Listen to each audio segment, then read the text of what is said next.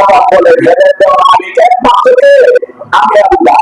হে রাসূল, আপনাকে আমি পাঠিয়েছি আপনার রিসালাতের দাওয়াতের জন্য, তাওহীদের দাওয়াতের জন্য। রিসালাতের দাওয়াত দিলেন, দ্বীনকে গ্রহণ করবে, কে গ্রহণ করবে না, কে ইসলামকে প্রত্যাখ্যান করবে, কে ইসলামকে গ্রহণ করবে, কে কাফের হবে, কে মুশরিক হবে, আমি আল্লাহ পাক জানি, আপনি জানেন না। আপনি শুধু দাওয়াত দেওয়া খালি। তাহলে কি প্রমাণ হলো? যদি কোন ব্যক্তি কাউকে হেদায়েত দিতে পারতো, তাহলে আল্লাহ রাসূল তার চাচাকে হেদায়েত দিতে পারতো। কথা ঠিক না? আচ্ছা, এবার আসেন, আমি যে কথাটা বলেছি, আমি আপনাদের পরিচিত লোক, এই এলাকায় সামনে থেকে বলেছি, হাতের মোড়া থেকে এই পর্যন্ত আসছি। আসলে আমি এখানে বসে পরিচিত না, আমি আসলে সকলের পরিচিত লোক। তারপর বিভিন্ন সময় বিভিন্ন জায়গায় ইসলামের কাছে, ইসলামের কাছে কাজ করি। হতে পারে আমার কোনো কথার দ্বারা বা আপনাদের সামনে বসার দ্বারা কোনো বক্তব্য আমার হেদায়েত এসে যেতে পারে, এবং আমার হাজারো কথা বলে এমন একটা কথা বলবো, আল্লাহ পাক আমাদের এই মুখের কথার দ্বারা আপনার হেদায়েত লাভ করতে পারে। ঠিক আছে? সবকিছু মালিক আমি বলছি, সবকিছু মালিক কি? আল্লাহ। হেদায়েতের মালিক আল্লাহ, হেদায়েত করার মালিক আল্লাহ। আমাকে একবারে সৃষ্টি করেছেন কে? আল্লাহ। আমাকে এই জগৎ শরীরের ক্ষমতা সৃষ্টি করেছেন কে?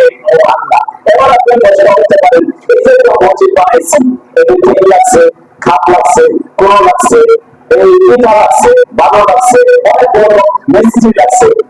আল্লাহ পাক আমাদের আপনাকে সৃষ্টি করেছেন, 18,000 মাখলুকাত সৃষ্টি করেছেন, চন্দ্র সূর্য সৃষ্টি করেছেন, গ্রহ তারা নক্ষত্র আসমানকে সৃষ্টি করেছেন, জমিনকে সৃষ্টি করেছেন।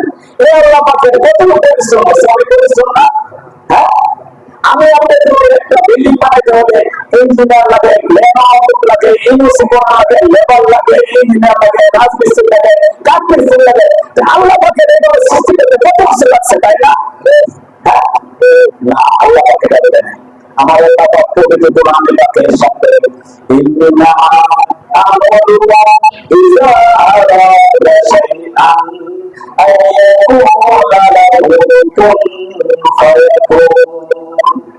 আমার আল্লাহ রাব্বুল আলামিন বলেন, এই আসমান আমি সৃষ্টি করেছি, এই জমিন আমি সৃষ্টি করেছি, মঙ্গল সূর্য চন্দ্র সূর্য গ্রহ তারা সকল কিছুকে সৃষ্টি করেছি, 18,000 মাখলুকাতকে আমি সৃষ্টি করেছি।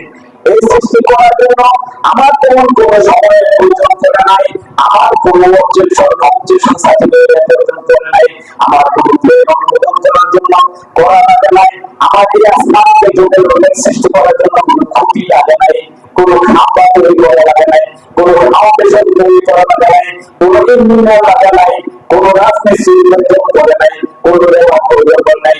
আল্লাহ পাক বলেন, ইন্নামা আমরুকা ইযা আরাদা শাইআন আইয়াকুলা লাহু কুন ফায়াকুন। আমার আল্লাহ বলেন যে আমি যখন কোনো কিছু সৃষ্টি করতে ইচ্ছা পোষণ করি, তখন শুধু বলি কোন হয়ে যায়, ফায়াকুন হয়ে যায়। হ্যাঁ, তবে এই আসমান যিনি সৃষ্টি করছেন, আমাদেরকে আপনাকে সৃষ্টি করছেন, এই জন্য আল্লাহ আমাদের কারো কাছে অনুমতি নেওয়া লাগে না। উনি সর্বসত্তা, সর্বশক্তিমান, সর্বশ্রেষ্ঠ, সর্বজ্ঞ, সর্বজ্ঞানী, সর্বশ্রোতা কে? আল্লাহ। তাহলে এই আল্লাহ পাকের নির্দেশ, কি নির্দেশ? আমাকে আপনাকে আল্লাহ রাসূলের বকর সত্তা, আল্লাহ বকর সত্তা এবং রাসূলের পরীক্ষা অনুযায়ী চলা, তাই না? এখন পরীক্ষা আমাদের চলতে হলে আরেকটা জিনিস আপনাদের উদাহরণ দিই।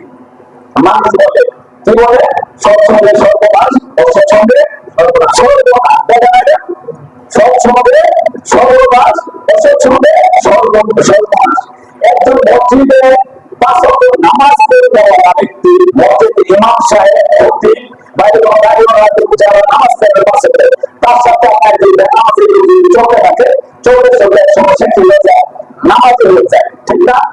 একজন ক্রিকেটার, সে ক্রিকেট খেলে, তার সাথে খেলার পিছনে সারাদিন ঘুরতে ঘুরতে তার বর্তমান ব্যাট রাখে, তার জার্সি করতে করতে সারাদিন সময় ক্রিকেটার হয়ে যেতে পারে। একজন সিনেমা করে নায়ক নায়িকা, তার পিছনে ঘুরতে ঘুরতে সারাদিন অভিনেতা হতে পারে। অর্থাৎ যার সাথে যে চলে, তার সাথে এই অভ্যাসটা ধীরে ধীরে কি হয়ে যায়? হয়ে যায়। অর্থাৎ এটাকে আরো কি বলা হয়? সহবত, সহবতে থাকা, মানে সংস্পর্শে থাকা, আপনি যার সংস্পর্শে থাকবেন তার সংস্পর্শে থাকতে থাকতে ওর দিকে আপনি আস্তে আস্তে মায়ের হয়ে যাবেন, ওর দিকে আপনি আস্তে আস্তে কেউ দাবি হয়ে যাবেন, কেউ আপনাকে বলে যাবেন।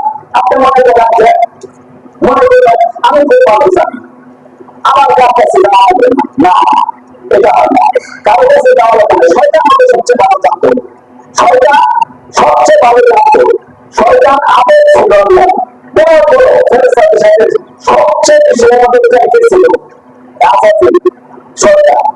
এই শয়তান কি ছিল সবচেয়ে বেশি জানি, এবং এবারের ক্ষেত্রে করে এক সময় নিজেকে নিজের মধ্যে কি হয়েছে, রিয়া তৈরি করেছে, হিংসা তৈরি করেছে, প্রতিহিংসা তৈরি করেছে, অহংকার তৈরি করেছে, টাকা পড়ে তৈরি করেছে। আমার আল্লাহ কাছে টাকা পড়ে আল্লাহ সহ্য করে না, তার অহংকার আল্লাহ সহ্য করে না, তাকে প্রতিষ্ঠ করে জবাবি হোক লম্বা ইতিহাস তাকে দুনিয়াতে ওই দানবকে আল্লাহ আরো সুবহানাহু থেকে পৃথিবীতে নিক্ষেপ করে দিয়েছে কে? আল্লাহ। সে সংস্কৃতি অবশ্যই দেখতে হবে, যদি আপনার খুব ভালো জানেন তাহলে আপনার শয়তান শয়তানকে যাবে সর্বজ্ঞানী দাবি করতে আপনাকে আরেকটা আমাদের সতর্ক অবস্থান। আমি কাছাকাছি দিয়ে বা ভূমিকা দিয়ে আলোচনা করতে চাচ্ছি না, আমি কিছু আলোচনা আপনাকে বোঝানোর চেষ্টা করছি, এমন কিছু আলোচনা করতে চাই যা আমাদেরকে একটা দিলে বোঝেন।